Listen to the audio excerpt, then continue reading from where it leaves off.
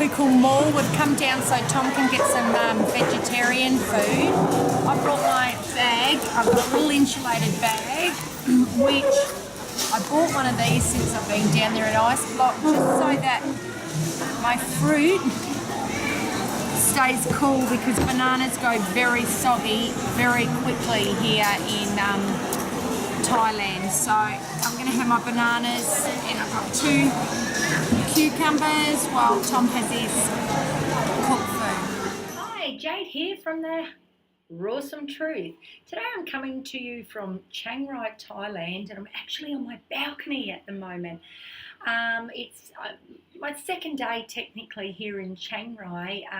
I stayed here last night, but we didn't get in till I think about 6:30. I had such a bumpy bus ride.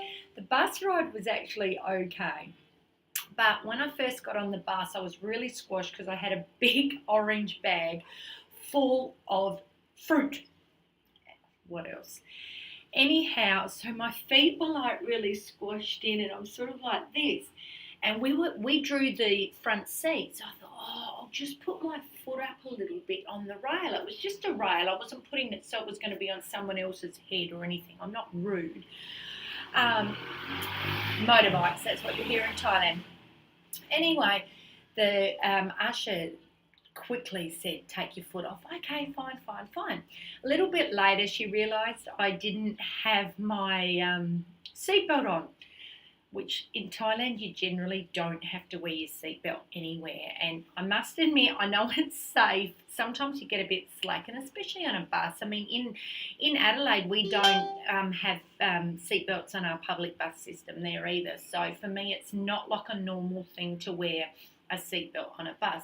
Anyway, put that on, and then all of a sudden it went really tight, and we had to unjam it. And I'm thinking, oh, she's going to tell me off again. Anyway, the bus driver was, oh my God, like from the minute we started, he's like, he's blowing his nose with his hand, he's digging, he's spitting out the window. This went on for 3 hours. I'm like, oh my God. Anyway, we finally got here and we looked at this.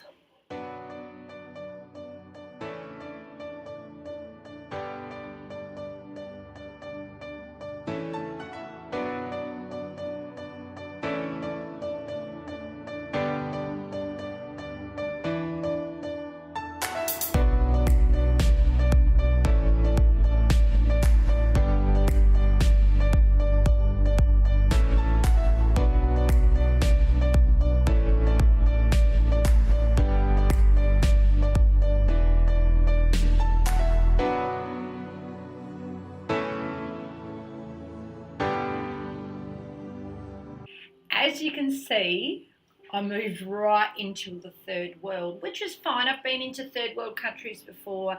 I'm not really a stranger to this kind of thing, but it's just like, okay, we're here. Anyway, the gorgeous little tuk-tuk driver, he's just standing in front of us for so long, hoping to get the fare. Anyway, we couldn't get our phone working. We couldn't get the map. We knew we could walk here because it was only about half a kilometre. But he had the upper hand because the map didn't start working on my phone. So guess what? He got the fare. We got a tuk-tuk here. Anyhow, so we're going to be here for about 2 weeks. But as I do, if I don't get what I want with fruit and stuff like that, we've really only decided we're going to be here 4 or 5 days. I've got an apartment waiting for us. We can move in at any time in back in Chiang Mai, where I really like it there. Plus I've got a bike.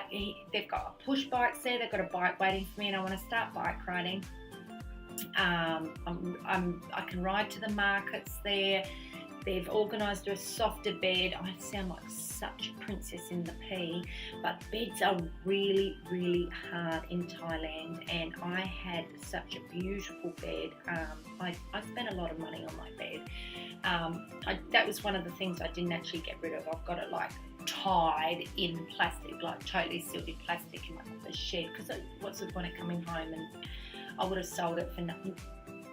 So I've got that waiting for me at Mum's, and yeah, I'm a bit of a princess. Probably after a couple of years travelling, I'm probably going to be ready to come home to sleep in cardboard, but who knows. But we're going to do the Golden Triangle. We're going to go up to the border of Burma. We're going to see a few different temples, the white, black, blue temple.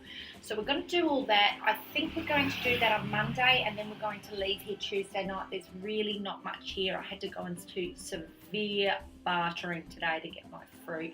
I know the prices of fruit and what's cheap and what's not in Thailand, and the ladies are, they call us Farangs, which is a foreigner. I know in our head she's saying, oh, Farang, and I can get papayas for about 20 baht a kilo, maybe 15 even, if they're really ripe. And this was like super ripe. I would have got the size of this papaya for about 10 baht, which is about 40 cents. But she's all of a sudden like 55 baht per kilo, which was like nearly $3. I'm thinking, yeah, okay, get over yourself. So it was like serious barting. But I've got some fruit, as you saw at the start of the video. I've got some fruit for today. I've got bananas and dragon fruit. That's what it is. That's what I'm having today. I've got some cucumber and I've got some lettuce, and I'll probably pick some lettuce up somewhere off the streets, hopefully sometime today. I'm not sure. Hoping we're going to go down to a mall later. I'm hoping I can get some sugarcane juice, because I'm always in search of sugarcane juice. If I get sugarcane juice, it'll be in the videos, because it's just an exciting moment for me. Anyhow, today marks day 6. I'm going into day 6, no overt fats, and I'm feeling fabulous. I'm feeling really lovely. When I say lovely, I'm just, usually when I do these no overt fats things, I start getting really pickled in the head, and I think it's because I say I'm going to do it for 30 days, hence why I'm against challenges. I'm feeling okay with it, because I know I can stop at any time. I'm just not really thinking about it. But major improvements already. Can you believe that? And I wasn't having a heap of fat. I put a before or after photo of me in the forum, and I haven't been having a heap of fat. Usually the most I would have would be half an avocado a day, meat of a what are they called? Coconut. See, I'm forgetting what they're called already. Meat of one coconut, or quarter of a cup of nuts, but just too much for me to get those final results. And really upping my fitness, which is essential, because I know, I had people that felt they had to really push and let me know that it's going to take years. It's not going to take years to get the results I want. I'm not looking to be the next Freely the Banana Girl, as someone pointed out to me. She's an elite athlete. I'd love her body, but I know I'm not ever prepared to do the work she put in to get her body. So I'm realistic. I just want to be lean. That's all I'm asking for. So I need to do the work in order to get there. Just not as intense as some people. I'm not doing 200 kilometres of bike riding a day. It's just not going to happen. I'm travelling the world. My time's dedicated to travelling the world, not riding around the world. I like to sightsee and stuff like that. Anyhow, another question I had, which was a really good one, a girl said to me that she was interested in doing the no overt fats. She was concerned about not being able to absorb fat-soluble vitamins, which is generally your vitamin A, C, D, think E, I had it written down, and K. So, well, and I think that's a fair enough thing. I worry all the time when I try and do anything, but from my belief, with raw fruits and raw vegetables, there is enough omega-3s and omega-6s in our fruits and vegetables without having to worry about overt fats. The way Dr. Douglas Graham explains it also, he says, there's only a couple of months of the year that nuts are actually ripe and avocados are actually ripe. It's not like it's an all year round thing. So let's just go back to the times when we, not us personally, but humans would have been, travelling around. They wouldn't have had access to nuts and seeds and avocados and whatever all the time. So their bodies would have still been fine, because everything you eat has fat in it. Your best sources, though, of fat are your leafy greens. Believe it or not, yeah, your leafy greens. Also your melons, your mangoes, berries, those kind of things are really, really good, and they have your omega-6s and 3s.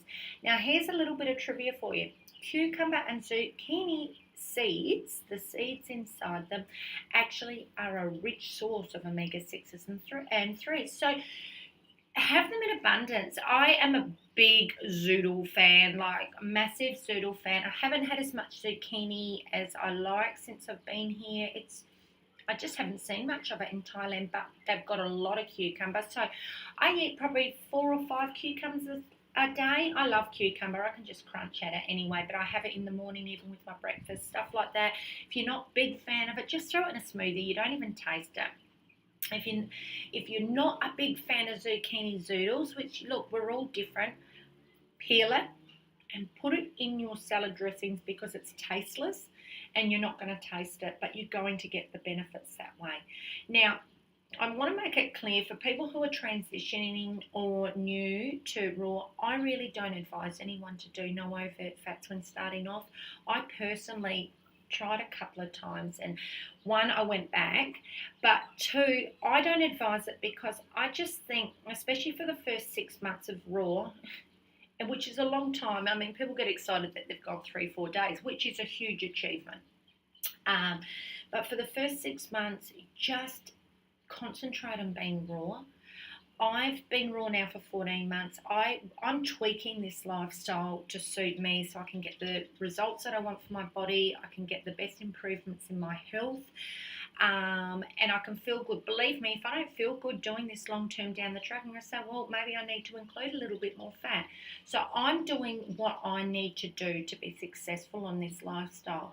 But when you're new, starting off, if you say, yes, I'm just going to follow that, you're going to go through enough detoxification anyway. The last thing that you need to be going through as well is extra food cravings. And look, for me, fats have really helped me get through the first 12 months. If I didn't have the fats in my diet, I don't believe I would have kept staying raw, because I felt I needed them. They give you that feeling of fullness. I can handle it now.